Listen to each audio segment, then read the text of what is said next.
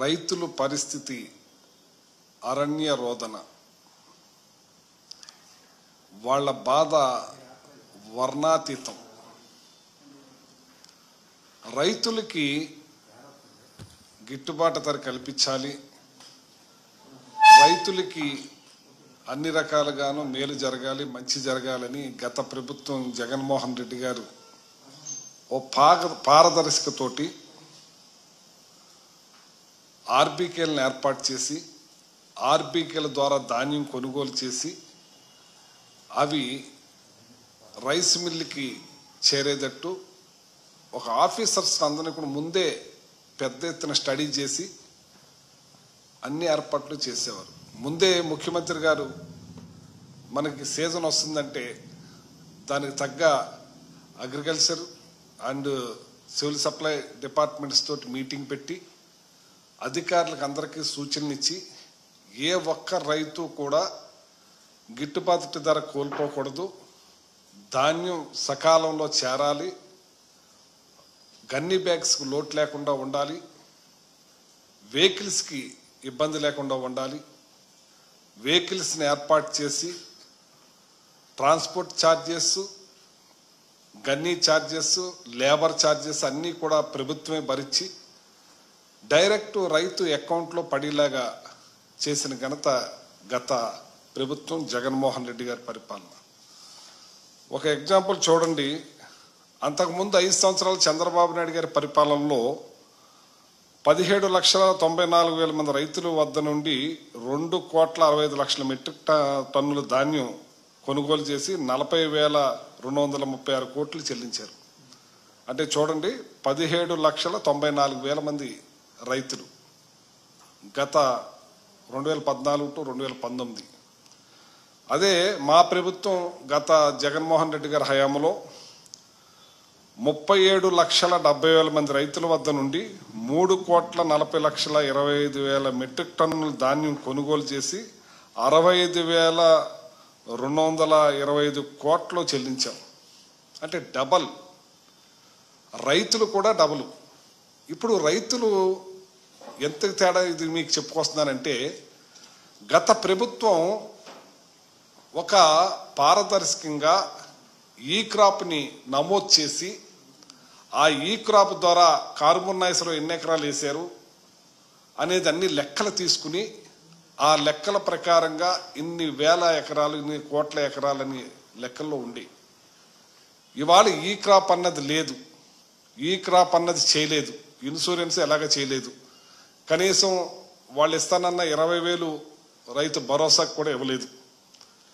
ఇవాళ ఈ రైతు ఇన్ని రకాల బాధలు పడటానికి కారణం, గతంలో 17,00,000 మంది రైతులు దగ్గర కొంటే మా ప్రభుత్వం 35,00,000 మంది దగ్గర డబల్ కన్నా ఎక్కువ రైతుల దగ్గర కొంటే తేడా ఏంటంటే ఇప్పుడు మళ్ళీ అదే పరిస్థితి వచ్చేసింది, పాత పరిస్థితి. ఇవాళ రైతులు దళారీకి అమ్ముకునే పరిస్థితికి వచ్చేసారు. దళారీ, రైస్ మిల్లర్, కుమ్మక్కై. ఇవాళ ప్రభుత్వం ఏర్పాటు ఏమి చేయకుండా, ప్రభుత్వం అధికారుల్ని పెట్టకుండా, గత ప్రభుత్వం అధికారులే ధాన్యం రాసుల దగ్గరికి వెళ్ళి శాంపిల్స్ తీసుకుని అది ధాన్యాన్ని తెప్పించుకుని ఆర్బీకే నుంచి మళ్ళీ మిల్లుకి వెళ్ళేటట్టు ఇక్కడ ఆఫీసర్స్ ఉండేవారు, అక్కడ మిల్లు దగ్గర ఆఫీసర్ ఉండేవారు, కస్టోడియింగ్ ఆఫీసర్. వాళ్ళ ధాన్యాన్ని దింపుకుని వాళ్ళకి ఇబ్బంది లేకుండా చేసేవారు. డైరెక్టు ఏదైతే మద్దతు ధర ఉందో అది అకౌంట్లో పడేలా చేసేవారు. ఇవాళ అది లేదు. ఇవాళ పంట దిగుబడి తగ్గింది, దానికి తగ్గట్టుగా వాళ్ళకి 1,720 రూపాయలు బస్తాకి రేటు కూడా అందటం లేదు. పూర్తిగా ఇవాళ రైతుల్ని గాలికి వదిలేసి, కొనుగోలుని గాలికి వదిలేసి చాలా ఇబ్బంది చేస్తూ ఉన్నారు. ఇవాళ చూడండి, మీకు ఎగ్జాంపుల్ ఇప్పుడు చూపిస్తాను. సాక్షాత్తు సివిల్ సప్లై మంత్రిని ఆ రైతులు కళ్ళంట నీళ్లు ఎలా పెట్టుకుంటారో ఒకసారి చూడండి.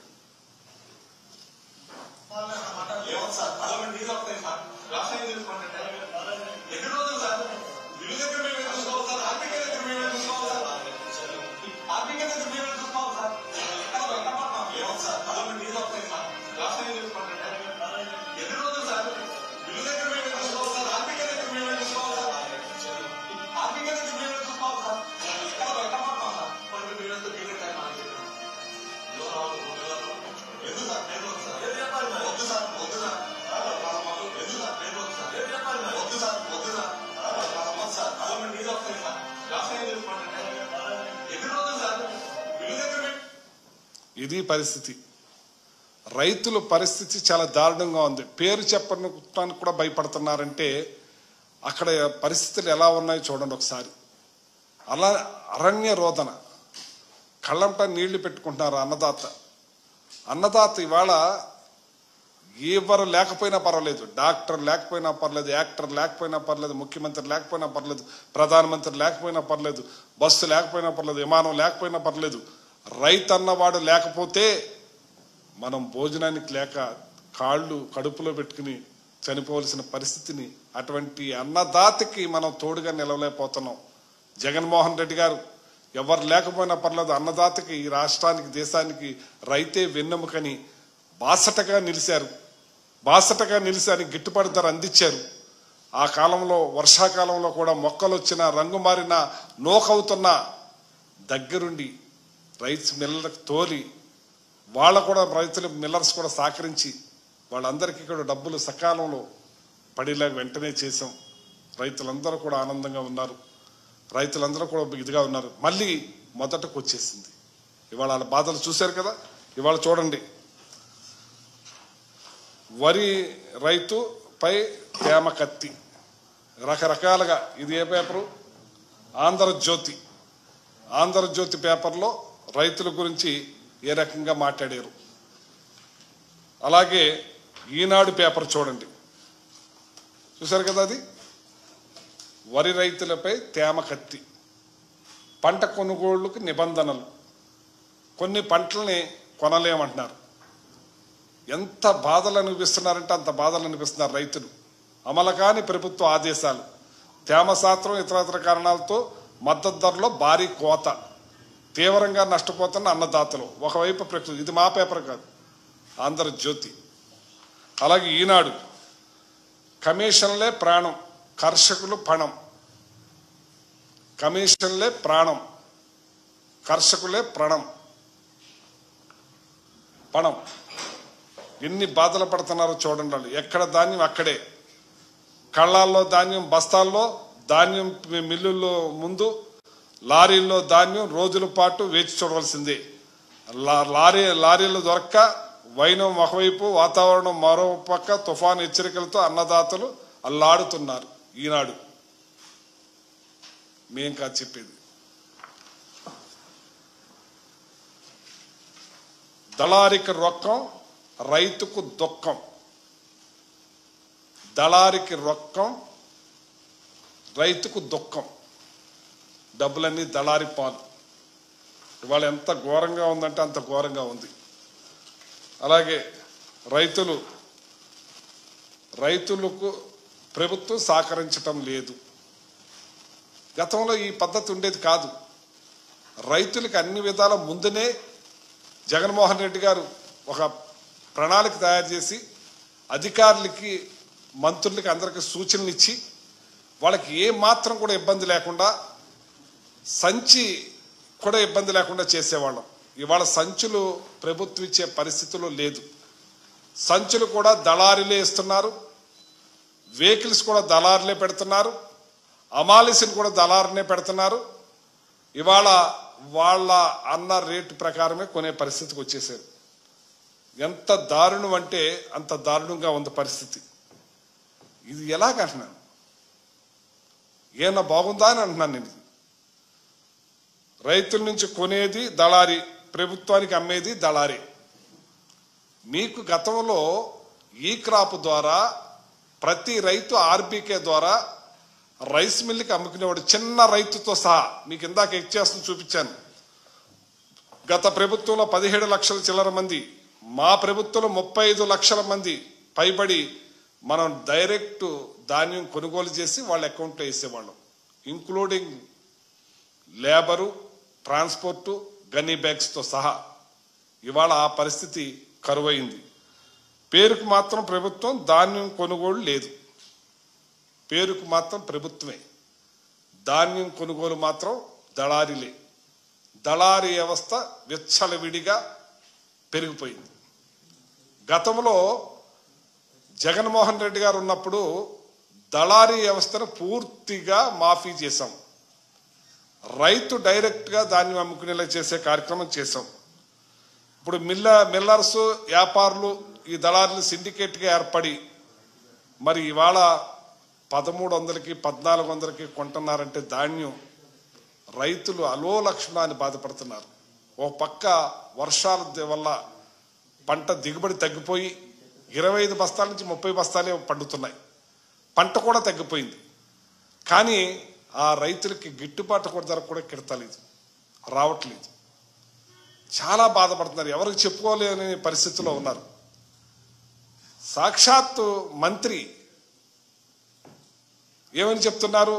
మీరు ధాన్యాన్ని దళారులకి అమ్మకండి, మీ ధాన్యం ప్రభుత్వం కొంటది అంటుంది. ప్రభుత్వం కొంటాకి మీరు ఏ రకమైన ప్రణాళిక తయారు చేశారు? ప్రభుత్వం ఏమి ఏర్పాట్లు చేశారు? మీరు ఇంతకుముందు ట్రాన్స్పోర్ట్ పెట్టేవాళ్ళం, గన్నీ బ్యాగ్స్ ఇచ్చేవాళ్ళం, వాళ్ళకి అమాలి ఇచ్చేవాళ్ళం. మా అధికారుల దగ్గరుండే అప్పుడు శాంపిల్స్ తీసుకుని మళ్ళీ అక్కడి నుంచి మిల్లుకి పంపించే ఏర్పాట్లు కూడా ఆర్బీకే ద్వారా జరిగాయి. అవన్నీ కూడా లేవు కదా. ఇప్పుడు ఎవరికి అమ్ముకోవాలో తెలియని పరిస్థితి, ఎక్కడ అమ్ముకోవాలో తెలియని పరిస్థితి. దళారుల చేతిలో పడి మోసపోతా ఉన్నారు, అన్యాయం అయిపోతా ఉన్నారు. గ్రామాల్లో ధాన్యం బస్తాలు పెట్టేందుకు కూలీలు దొరకని పరిస్థితి. ముందుగానే హమాలీల్ని ఈ దళారీలు గుప్పిట్లో పెట్టుకుంటున్నారు. కనీసం ఇతను ఆర్బీకి గవర్నమెంట్ ద్వారా పంపించుకుందామని నేను ఏర్పాటు చేసుకుందామంటే అతనికి ట్రాన్స్పోర్ట్ దొరికే పరిస్థితి లేదు, హమాలీ దొరికే పరిస్థితి లేదు, గన్నీ బ్యాగ్స్ కూడా దొరకని పరిస్థితి కొలకుంది. ఇవాళ గతంలో జగన్మోహన్ రెడ్డి గారు తీసుకున్న నిర్ణయాలు మరి రైతుకి పెద్ద మేలు జరిగినాయి. అయినా సరే ఏదో బురద జిమ్మేవాడు. ఇవాళ పూర్తిగా మీరు గాలి కుదిరేసరే. ఇవాళ రైతు పట్టించుకునే పరిస్థితే లేరే. ఇవాళ ధాన్యం గుట్ల కింద రోడ్డు మీద ఉన్నాయే. ఇంకా దేవుడి దయ వల్ల వర్షాలు కూడా లేకుండా ఉన్నాయి కాబట్టి ఆ రైతులకి కొంచెం బాసటగా నిలిసాయి. కానీ అటువంటి ధాన్యాన్ని వెనువెంటనే మిల్లర్స్ పంపేలాగా ప్రభుత్వం ఏ మాత్రం చర్యలు తీసుకుంటలేదు. గతంలో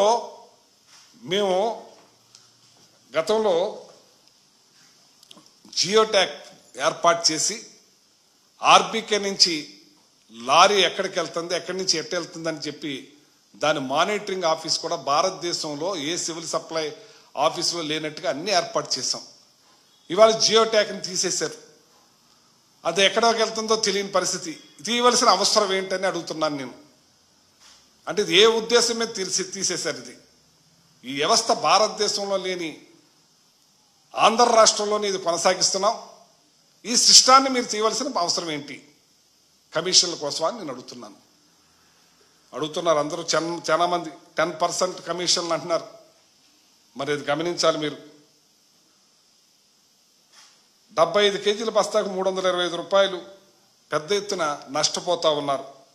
ఈ ఖరీఫ్ ప్రభుత్వం 37 లక్షల టన్నుల ధాన్యం సేకరణ అన్నారు. దళారు జేబుల్లోకి మాత్రం 1,480 కోట్లు, 1,480 కోట్లు, 1,480 కోట్ల రూపాయలు దళారీ జేబుల్లోకి వెళ్ళిపోతుంది. అంటే ఏం రకంగా మీరు పరిపిస్తారు? అంటే దళారుల కోసమా మీరు వచ్చింది? రైతులకు మేలు చేయటానికి వచ్చారా? దళారీ వ్యవస్థను పెంచి పోషించడానికి వచ్చారా అని నేను అడుగుతున్నాను. ఏం చేయాలని చెప్పి మీరు చూస్తున్నారని చెప్పి అడుగుతున్నాను. ఇదేనా మీరు చేసేది? దళారీ వ్యవస్థనేనా మీరు చేసేది? మరి జియో ట్రాకింగ్ ద్వారా ఏ లారీ ఎక్కడికి వెళ్తుందో అన్నీ కూడా మేము చేసేవాళ్ళం. ఈ మానిటరింగ్ ఉండి చక్కని పరిపాలన జరిగేటప్పుడు రైతులకి ఎంతో మేలు జరిగేది. దాన్ని ఎందుకు తీసేశారని నేను అడుగుతున్నాను. తీయవలసిన అవసరం ఏంటని అడుగుతున్నాను నేను. టీవీల ముందు షోలు చెప్తే రైతులకు చేసేది మాత్రం 0. 24 గంటల్లో డబ్బులు వేసేస్తామని అన్నారు. ఆ ధాన్యాన్ని తీసుకెళ్లే పరిస్థితి లేదు. ధాన్యం ఎక్కడికి పోతుందో తెలియదు. ఇవాళ ఏ రైతుకి కూడా మేలు జరిగే పరిస్థితి లేకుండా ఉందని చెప్పి సందర్భం తెలియజేస్తున్నాను. రైతులను ఆదుకోవాల్సిన ప్రభుత్వం కనీసం ఒక్క క్షణం కూడా ఆలోచించకుండా, కనీసం వాళ్ళ గురించి ఒక మీటింగ్ కూడా పెట్టకుండా, అధికారులను అప్రమత్తం చేయకుండా పూర్తిగా గాలి కుదిరేశారు. నేను వెళ్ళాను, రైతుల దగ్గరికి వెళ్ళాం. అది చూపించండి ఒకసారి అండి. నేను రైతుల దగ్గరికి వెళ్ళాను, వాళ్ళతో మాట్లాడాం.